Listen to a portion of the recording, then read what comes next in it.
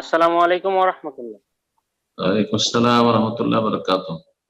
শেখ, আমি ইটালি থেকে বলছিলাম। আমার প্রশ্ন বলেন। ছিল যে আজানের জবাব তো দিতে হয়, তা হুম। ইকামতের জবাব কি দিতে হয় কি না? যদি ইকামতের জবাবটা যদি দেওয়াটা দিলে হয় না দিলে হয়, তাহলে যখন বলা হয় যে আশহাদু আন্না মুহাম্মদ রাসূলুল্লাহ, তখন এর পরিপ্রেক্ষিতে আমি কি বলবো সেটাই। আর সাধারণ মোহাম্মদ রাসূলুল্লাহ, সাধারণ মোহাম্মদ রাসূলুল্লাহ বলবেন। কাদ কামাতিস রাসূলের সালাতে কি বলবেন? কাদ কামাতিস সালাহ, এটা একটা প্রশ্ন হতে পারে, তাই না? আপনার প্রশ্ন কি?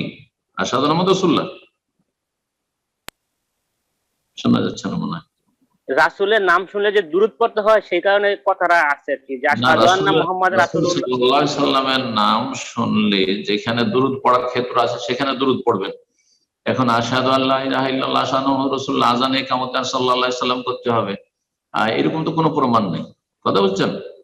তো সুতরাং ওখানে করে সাল্লাল্লাহু আলাইহি ওয়াসাল্লাম পড়বেন না, তবে একামতের জবাব দেবেন কিনা এই মর্মে দুটো মত রয়েছে ফুকাহায়ে কেরামদের।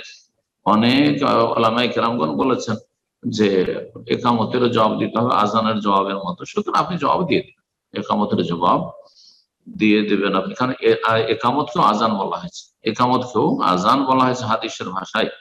বাইনা কুল্লি আযানাইনি সালাতুন, দুই আজানের মাঝখানে সালাত রয়েছে, দুই আজানের মাঝখানে সালাত রয়েছে।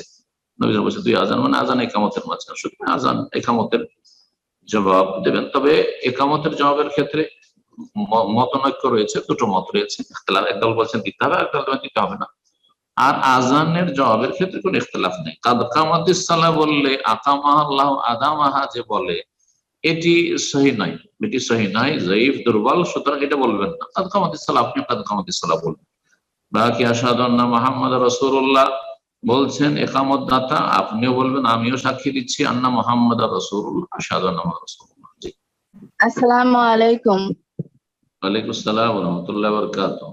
জি বলেন। শেখ, আমি বাংলা- জি বলেন। আম, সালাতুল খওফ যেটা, সেটা মানে কোন কোন ক্ষেত্রে মানে পড়বো, আর এটা পড়ার নিয়মটা এটা একটু জানতে চাচ্ছিলাম। কোন সালাতুল কোন খাউফের ভয়ের ক্ষেত্রে আর কি পড়বো? সালাতুল খাউফ মানে ভয় ভীতির নামাজ।